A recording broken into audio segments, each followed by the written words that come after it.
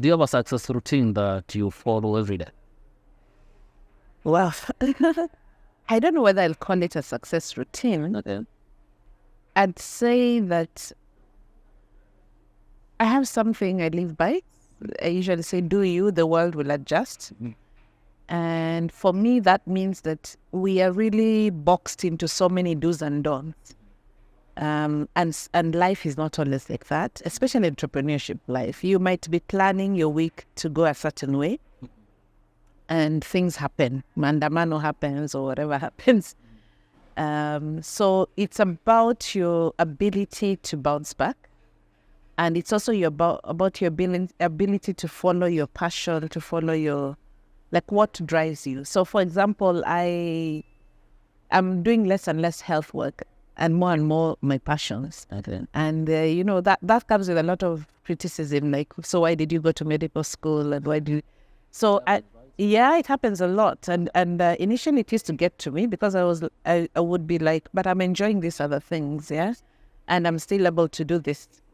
And so once I got to that space of, let's say, liberation of, you know what, it's okay to be different and it's okay to drive through your passion. So giving yourself that permission to be you and not to try and be me as Amakove, because I have my way of living. You have your own unique way. So I think we fear taking risks, or we fear venturing into things that we would want to do because of what will people say. So I think for me, that's success. And I have succeeded greatly and I've failed greatly. So it comes both ways. Okay. But at least I'm okay saying I did it my way, or I chose to pursue the things I enjoyed doing. This one worked, this one didn't work. So how do we learn from that? Fantastic. Yeah. Now, talking of to entrepreneurs, everyone wants to be their own bosses. But along the way, you find that you're required to work with someone, work with the team. How do you ensure? How would you ensure that whatever you are working with, they are energized enough to work with you? How do you ensure that happens? So I'll give my experience of Wanderlust. So Wanderlust is almost like a one-woman show. One-woman show. Yeah. And I usually push people to understand themselves first in terms of personalities. Yes. There's a test I usually recommend, Myers-Briggs. If you check it out, it's a free test. You're able to know your strengths, your weakness, your blind spots, not weakness, your blind spots, things that drive you, whether it's in a relationship or work or how you relate to people. And so one of my eye-opening moments was just knowing that I'm a very big picture person. I'm a dreamer. I am a visionary. But I don't know how to execute very well. So I'm not a detail. Details bore me to death. And so how I work is that I hire my weakness, or I work with people who are my weakness. So for people to join my team, I make them do tests. Because if we are both visionaries, no work will get done. And, each personality comes with its strengths and weaknesses. So there's not one that's superior to another. And so even when identifying partners, I look at my strategy. For example, my strategy is, my mission is promoting a community that promotes sustainable travel and tourism. How do I work to build this community? Yes. So there's a strategy I've built. And within that strategy, there's a business canvas that I have. And within the business canvas, you're supposed to identify your stakeholders, your audience, your influencers, So I have mapped out those people. And so now it's up to me to now go looking and seeing, okay, for me to deliver on this particular strategy, then I need this kind of partner. How do I get that partner? So then I look around me and say, oh, I used to know so-and-so. I think they can hook me up with the CEO or the marketing manager of this organization. So it's about you first understanding yourself, understanding what you want to do in terms of your business, making sure. And for me, it took business coaching under Meta, 8 months of business coaching, for me to come up with what do I want to do with this community that I started just out of the blues. So there is need for the theory bit of business, but then most of it, I think it's usually how do you apply, how do you adapt, how do you work with people. So I use a lot of networks and partnerships And I have had very good partners, and I've also had partners who have not delivered because maybe I was small fish to them. And so there are some of the partnerships you're allowed to die a natural death, and there are others you keep on, knocking on the door, trying to ensure that you really get that partner on board because they need to take you to the next level. Okay. Yeah. Now let's talk about nutrition for a little bit. In the Kenyan culture, the conversation about nutrition, it's gaining momentum. Just the other day. But now, when you mention nutrition, people tend to think of breakfast, I'm good, lunch, I'm good, dinner, I'm good. As a global health advisor on nutrition and health, help us make sense on what it entails when you talk about nutrition and health in the society in general. So there's one, I'd like to say that there are quite a number of people who are promoting information around nutrition and they're not experts. And unfortunately, they're doing a lot more harm than good. And that's because there's a way in which our bodies are made. So there's a physiology, there's a way in which the body works. For example, if you sleep for 12 hours, naturally the body goes into a state of let's say, famine. Like there's no energy coming through. So it starts burning the fat that is there, or it stores the fat and then it burns. Okay. So when you wake up, that's why they say break the fast. Yeah, that's breakfast, yeah? There's a need for you to replenish your energy. And my take on nutrition is usually, I'm more on the balancing side rather than saying don't eat this, do. Okay, there are things that are of course harmful to your health, for example, nicotine or excessive alcohol. But then in terms of whether to eat starch, whether to eat refined starch or natural starch, those are, I think, a lot more on preferences because I really live by the adage of YOLO, yeah? You only live once, yeah?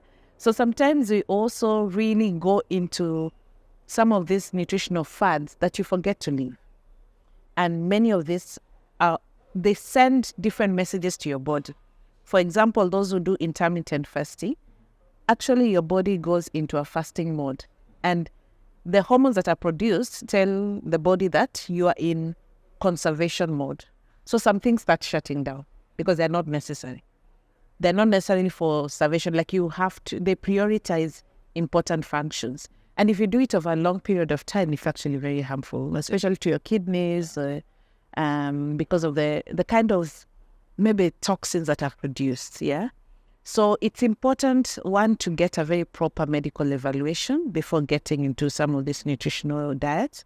And number two, to get a nutritionist to guide you. And I think for many people, it's a matter of losing weight. And I usually tell people, you didn't gain with that weight overnight. Therefore, don't look to lose it overnight either. So it's just a balance of what you're consuming needs to be backed. So if you're consuming and you're not burning, it will naturally turn into fat and stored. Okay. There are things also that are myths. For example, things that promise you that they'll melt your fat cells. They don't melt. Fat cells don't melt. Or that will, you are wrapped into things and so you shrink. A lot of it's psychological.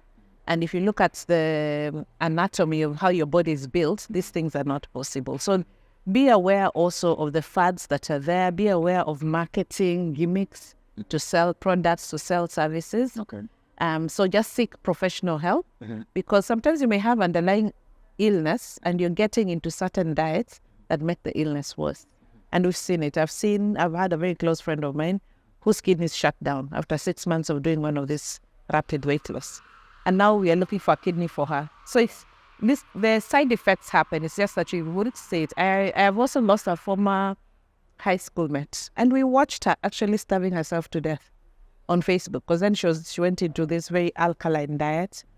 And unfortunately, you'd see people, cheering and saying, now those are toxins living. And for me as a medic, you can clearly see these are side effects of deficiency of certain vitamins. Yeah, and eventually we lost her.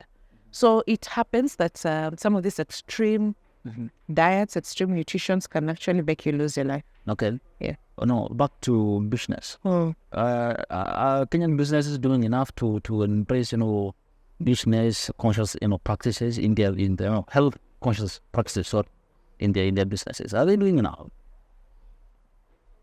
I would classify businesses into two. So they're the corporates that have maybe a big resource envelope, they have many staff, they have a premise. And so for many of these big corporates, the drive is a lot towards wellness of the employees. And so those who are able to have employee wellness programs within their spaces. For example, they'll have frequent information that is shared within their employee network. They'd have people coming to speak. They'd have them covered on medical covers that require them to have screening checks. Because it's just simple things. They'd look at how their office is laid out. Do you have, chairs that are ergonomic? So the way your body is curved, if you have very hard chairs, then you start having back problems. Even how your laptop is positioned. Yes. So this is now the creme de la creme of corporates, which really invest into employee wellness. And then mental wellness is another thing. Yes. So do your employees go on offs? What times do they work? How do you balance? How do they encourage them to have social lives? So those are the programs that, all employers should seek to have for their employees. True. For the small ones, I'd say start small. For example, ensure that, people can walk around every now and then. So just tell people, you know what, every 2 hours, get up from your desk, move towards, for example, you'll place the water dispenser far away. So you don't allow people to come with their water bottles. It will force them to go. Just a simple act of waking up and going to fetch water is exercise. Because it should not be hard. Simple. Yeah, you don't need money, for that. Yeah. Even just how you paint your walls can affect people's mental wellness. Yeah. Is it bright colors that, bring out certain hormones? Is it dull? Aeration? So it's small things that build up, and there are experts that are very good at that. Or you can go Google and find out. Yes. There's a lot of information on how to ensure that there's wellness, because now we talk about wellness for your employees. And remember, wellness is both physical and mental. Fantastic. Yeah. Now we will talk of travel, health, and of course travel. Yeah. Nutrition. Now when we combine the three, do you think the government is doing enough to ensure that there is a good, cohesion between the three? Between the three? Yes. I would. So governments here, in Kenya, we have two levels of government. Yes. The national one that is charged in terms of health, the national one is charged with policies and regulations, and they hire facilities. And then we have county governments that are now charged with real service delivery. True. Then we have private sector by itself. So I think in terms of policies, we have quite a number of very good documents that have been developed. And it's an integration between Ministry of Labour and Social Services, Ministry of Trade, Ministry of Infrastructure. Because you need, let's say if we want cycling lanes, you want your employees to come cycling instead of taking the bus or driving, because you're looking at reducing carbon emissions, or you're looking at basically making people more active. If you don't have cycling paths, then you're not able to execute a cycle to work policy. So it needs a lot of integration. Education also is there. Yes. So if you tell people it's fun cycling, because cycling used to be seen as a poor man's thing, yeah. But we have presidents in the West that they cycle to work without bodyguards and whatnot. So it's a lot of synergy, both in the infrastructure side, in the policy side, in the encouraging people to go for screening, because it's just simple things that now bend towards having healthier employees. Okay. Yeah, but I think the more we're talking, I think there's a lot of effort that's been put. Like, for example, in Nairobi, there are certain areas within the Nairobi residential areas that have proper cycling lanes. And that is very important, because that means even our urban infrastructure is going towards recognizing that we need to cycle a lot more. So I think we're not there yet, but the conversation and the policies and the discussions are quite good. And then learning from private sector, because most of the time for these initiatives, private sector leads the way. So there's also a lot of cross-breeding between private sector and government on what are the things that we can do to get healthier employees. Very well. Yeah. Let's say we put your name on the wall Amakove, Wanderlust, Diaries, and of course, during the stethoscope. People will notice your name fast because you are a brand. Your brand is so strong that people, even before noticing what you do, they recognize your name fast. How do you do that? How can people create their strong brands? You'd have to invite me for season 2 on social media marketing. Yeah, because I think it's a whole discussion by itself. But the long and short of it is, because I'm a writer, I've been writing a lot about my life. A lot has been taken positively. I have had also a lot of negative feedback. So when you're a writer, you're exposing yourself to the world. And not everyone can do that. So part of the conversations I usually have when I'm teaching on social media marketing is understand yourself. I think for everything, understand yourself. Yeah. If you're not an extroverted person like I am, if you're not able to put your stuff out there, you can't try my method, because it makes people uncomfortable. It makes my extended family uncomfortable. But because I got to that space of it's okay for me, writing is therapy, and I get a lot of feedback into, you once wrote about this, and I looked it up, I put in a few measures in place, and now I'm in a better place. For me, that's important, and that's one life that I have sort of saved or sort of changed. I think for me is because I live for social impact. So for that one person who gets something from what I share is good enough for me. But the other thing is employ different ways, different methods. So there's a lot of cross-pollination. For example, you're more of an Instagram person, you're more of a picture person. Instagram cross-pollinates with Facebook. Yes. So you don't necessarily have to be on Facebook, but you can, cross-tag the two platforms. Long and short of it is you have to be present. If you're in business, you have to be present on social media, either as a person or as a business. You don't have to, your face doesn't have to be on social media for you to drive your business. So for me, my brand by itself is a business. Okay. Yeah, because I get money from being a brand, and then I get money also from doing the actual company. But it's scary listening. So the companies are well registered. This one now is a brand, but I'm building towards it. Okay. And hopefully I will be releasing a lifestyle show also, because I think this is my gift. Yes. And I need to share it with the world. Gifts must be shared. Exactly. Yes. Yeah. And now towards the end of the show, deep sea diving, skydiving. Which one are you choosing? That's a tricky one. I have a phobia for heights and depth. Anywhere where I don't feel solid. I'm a control freak. Okay. So, but the other day I went for wild swing in Embo, in Camp Dunda. I almost, cried myself out. But it came with a liberation of, like, I can't do anything. These guys are not stopping this wild swing. I'm swinging up in the air, and down there's a river. I just needed to let go. So I might one day try the bungee jumping. Deep sea, not yet, because I don't know how to swim. And I feel I can't breathe when I'm in water. So let me try with the bungee jumping thing. About swimming. Yeah. Going. Yeah. Going is yeah. But it's on my to-do list for before 2024. Do you love music? Yes, I do. Which song is on right now? I'm very eclectic with my music taste. I can dance to almost everything depending on the mood, but I love anything Afrocentric. Yeah, I'm a Pan-Africanist, so for me I lean towards even music that I don't understand as long as it's African. So Afrobeats anytime. Afrobeats anytime. Yeah. Fantastic. Do you have any song in particular that it's in your mind right now? I lean towards my own people. Vida is a very lovely Kinyore song that I love. Okay. But I also lean a lot towards Nigerian music. Yeah. Now, let's say you've been in traveling.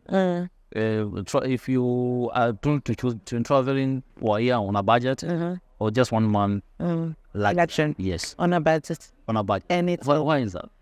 Because I love the outdoors. I love exploring. In fact, most of my travel will be on a budget. And I think that's the message I usually pass to people, that just travel. You don't have to have a lot of money. But I think because my previous employers, in terms of work, I've been put in a lot of these high-end hotels. I find it's routine. It's not personalized for many of them. Buffet one. I'd rather go somewhere and camp and cook. Or go to an eco-friendly place where they are doing kienyeji food, or you go and fish and come and have it prepared. So for me, it's the experience. And I find the lower budget spaces have a lot more experience than the higher end, where it's routine. There's a set menu, set times of eating. So I don't like being boxed. Okay. And for 1 year, that will be my life. That's nice. Yeah. 3 destinations that come what may. Lazima unaenda. Anywhere with water. Wow. A water body. Yeah, water calms me a lot. Cruise ships? I don't know whether now, when I lose sight of the shore, whether I will survive. But I have it on my to-do list to do a cruise ship. But anywhere, let's say there's a lake, I'm camping by the lake, I'm camping by the sea. So where there's water, so the sound of water is very relaxing. Okay. And now people out there want to know about, opportunities. You have a travel. Yeah. You have seen about met and people. Tell them about opportunities that they can take advantage. So opportunities within travel, I think in the digital space, putting information together. Whether it is information for local, for example, Nairobi nightlife, you'd have to search, maybe Kenya Buzz might have, or one of this, what's happening. Yes. But if we have one database, and I'm inviting anyone, because I want to do it, but I don't have the digital knowledge or capability. If you're a young person and you're good at that, I have a lot of information within the group. I need it to mine. So a one-stop shop where you're able to see, especially for the county, they've not packaged their tourism, and I'm very, very passionate about domestic tourism and opening up our country to beyond the 8 or so circuits that have been mapped out by the government. So this information being packaged into somewhere where it's by the touch of a button, you're able to access. That's a very big opportunity. The other big opportunity would be creating experiential moments. Yes. And there's a lot of travel that's now happening with family. So most of the time, families would go all the way to Mombasa, and you see those beaches are so crowded. So how do we create packages for families away from the usual places, where they feel safe and where they feel the children will enjoy? Because when you look at the Kenyan habits of traveling, people travel for their children. But now we have also this segment of solo travelers. Someone just wants to wake up and go, but they want to be safe, especially for female solo travelers. So how do you package things that I will say, you know what, if I'm paying you to organize for this, my security is assured. Unfortunately, that's the world we're living in, and it's a reality for women. So if you come and understand, by the way, I just invite people to come into the group. You understand the trends, the conversations, be fast in terms of creating products. Because me, I'm not a product person. That's not my space. My space is to prepare the platform for the traveler to meet the trade partner. So you as a trade partner, you have a 400,000 member feedback that you can harness every single day. I've seen young people doing it a lot. Yeah, Chalbi Desert has opened up, Mamburuin, Malindi, West Pokot, Chebloch Gorge, and Elgeyo Marakwet. And that's because people just gather, they say, hey, this person went here. Then they go do their research, they go partner with local traders there. Before you know it, you see packages that are being created. Awesome. Your parting shot. Tell these people, just give them your parting shot. I don't know what to say. Just give them your parting shot. So of course, this will be your camera right here. Okay. Yes. So my parting shot is turn your passion into profit. Identify your passion and find a way of solving a problem. We have so many problems in this country. Let me tell you, we can't exhaust solutions. So solve a problem, meet people at their point of need. Yeah. Thank you so much. And I think that is the best message for our very last episode. Turn your passion to profit. Amakove Wala. Yeah. It was very awesome having you on this set. Asante sana. How can people reach you? So on my Facebook profile, Amakove Wala. On Wanderlust, our contacts are there. Okay. Email is amakove@amakove.com. Fantastic.